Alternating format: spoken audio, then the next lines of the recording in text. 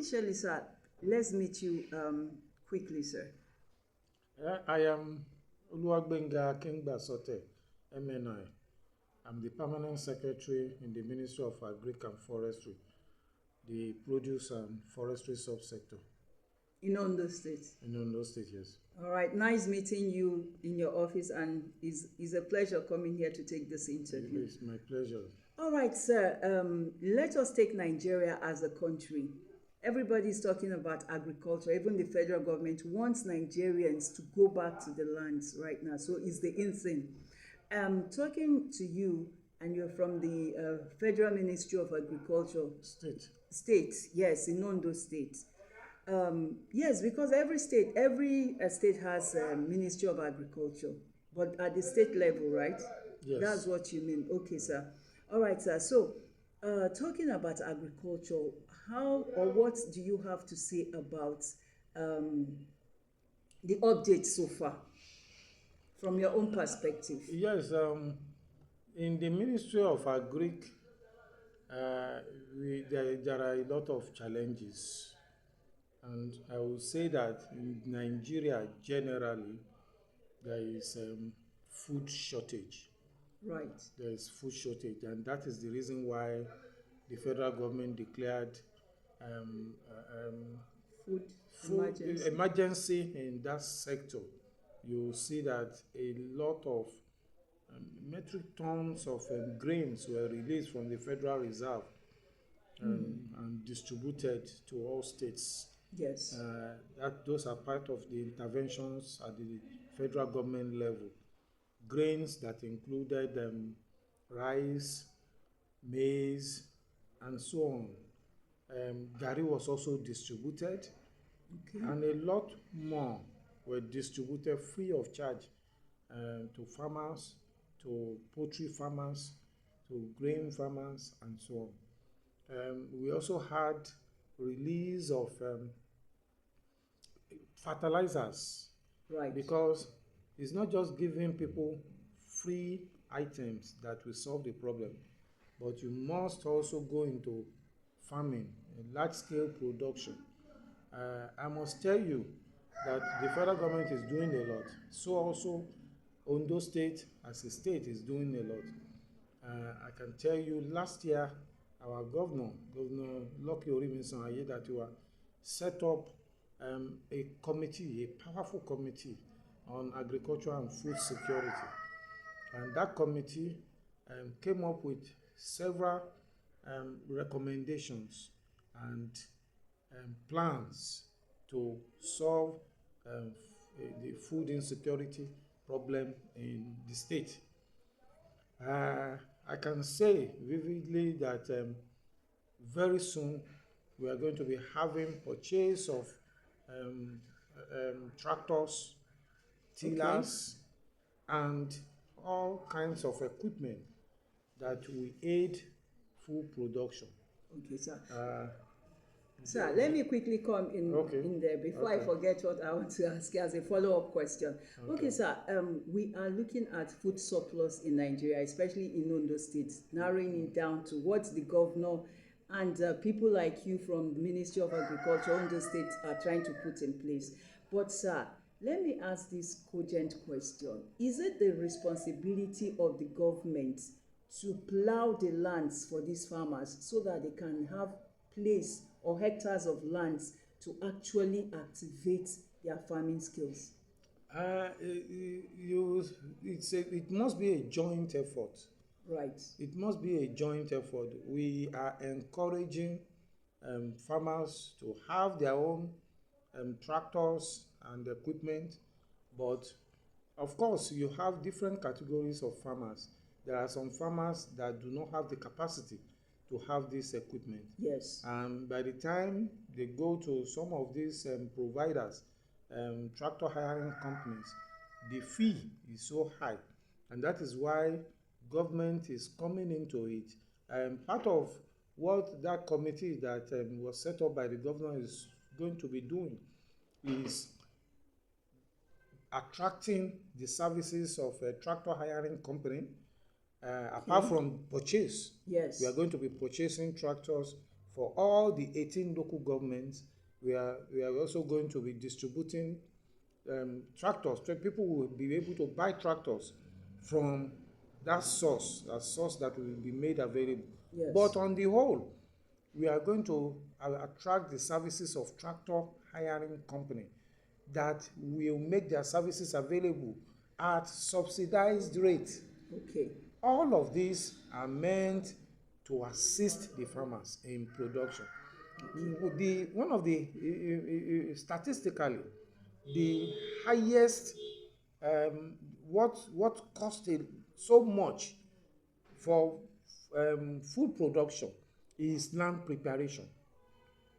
Land preparation takes a lot of money, and that is why it is so difficult, especially in this part of the world and in this part of the country. In the north, you have savanna, and their type of land is not so difficult to plow. But here, you have forest, and it's so difficult with the trees and the stumps and so on.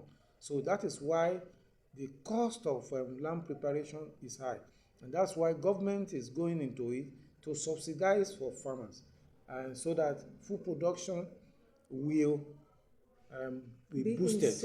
In surplus. Okay. Moving away from land preparation, of course, you have told us the plans of the government of Ondo State. Now I just told you part of it. Yes, because of time. In fact, so much. Exactly, sir. So we've talked about preparations.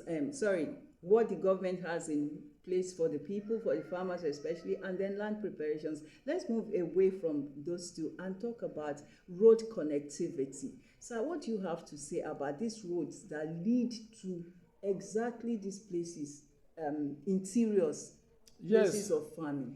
Thank you. It is one great plan that government has for farmers. Okay. In fact, since last year, a number of roads have been awarded for construction.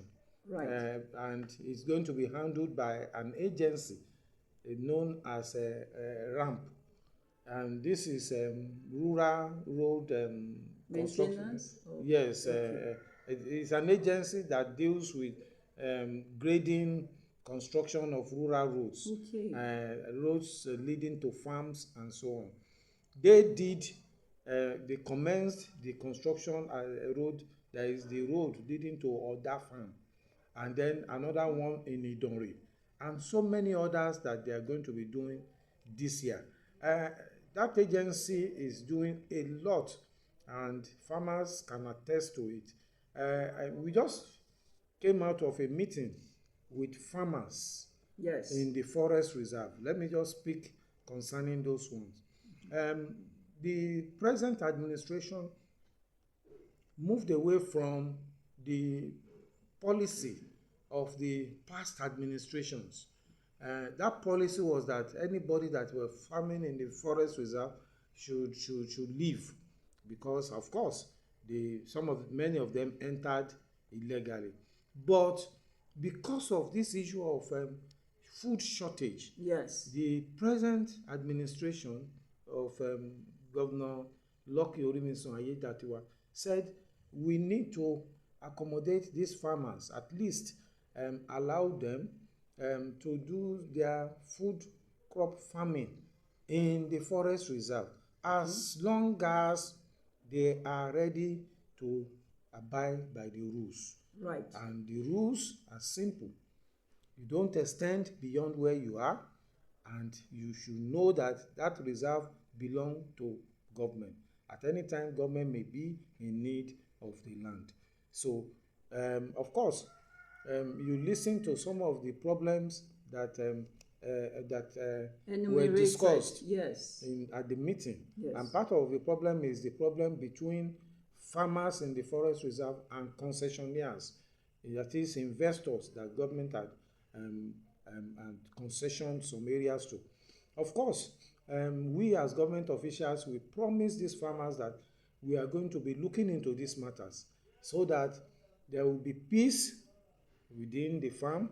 The people will be able to go about their business lawfully. Yes. And the other issues that were also addressed there are the issue of insecurity.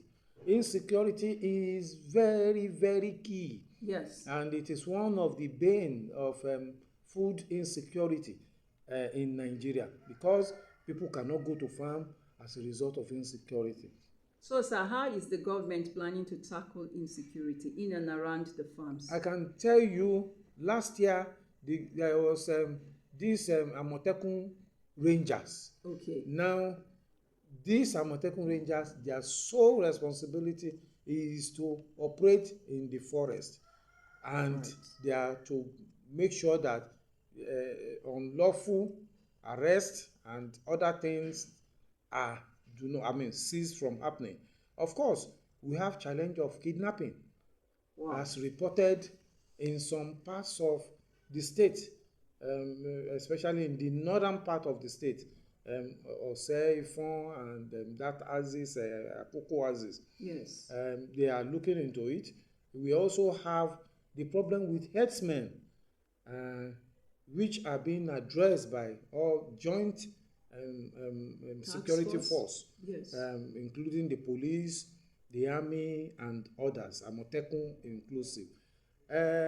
Like I promised the farmers at the meeting, we are going to be looking into all these issues, and some of them will even be reported back to Mr. Governor. And thank God the SSA on security matters was in attendance, and these complaints will also be tabled with him, so that they can look into it and give the farmers not just sense of security but actual security, so that they can always go to their farms without fear of molestation.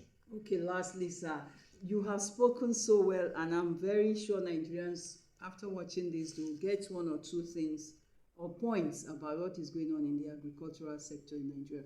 Okay, quickly, sir. This phrase I'm going to use now, how true can you confirm it, or what do you have to say about it? That governments do not know where to locate the real farmers. How true is that, sir?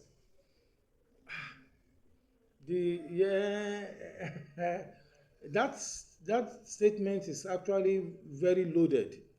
Okay. Quite loaded. Because if you call the meeting of farmers today, you see a lot of people, and some of these people we discovered are just portfolio farmers. Wow. Yeah.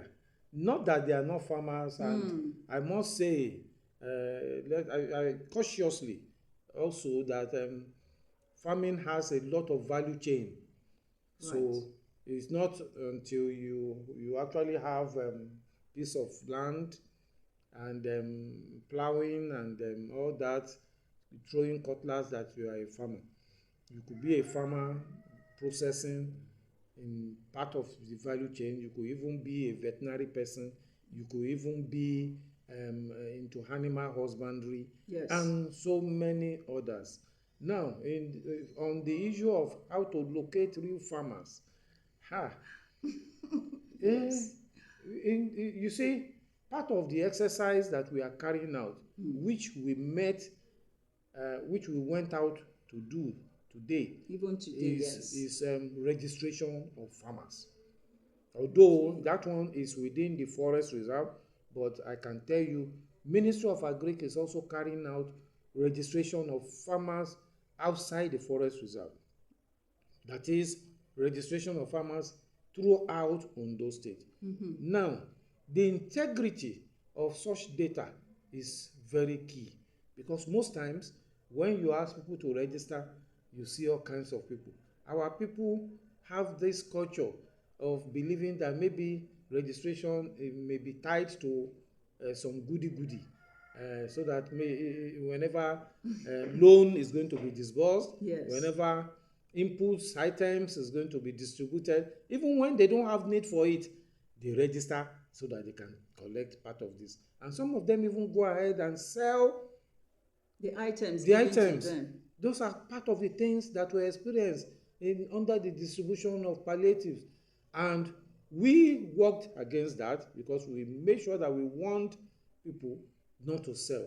And thank God, most of the items we got from the federal government and the ones that the state government bought, we wrote clearly not for sale. And so getting the real farmers, I think the best way is to actually get them on their farms.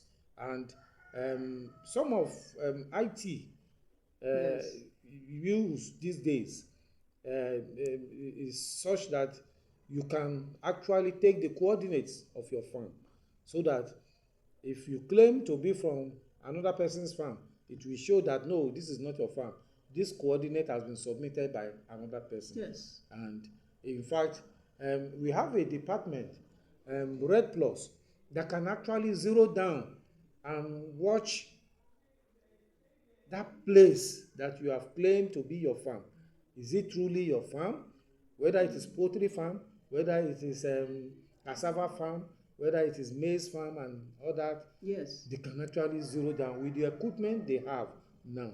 So these are some of the technologies measures that we are bringing in place. So I can say that it's not yet uhuru in terms of registration of farmers, but we are getting there. Wow. This is a laudable interview, I must confess. And yes, sir, I really appreciate your time and your attention and the way you spoke out on these matters. Yes. Because in and around Nigeria, a lot of people hear that government is doing something, but they keep saying we don't see anything on ground. With these clarifications on some of the areas, I'm very sure Nigerians will start tapping into the real thing that is going on between the government and the farmers in Nigeria.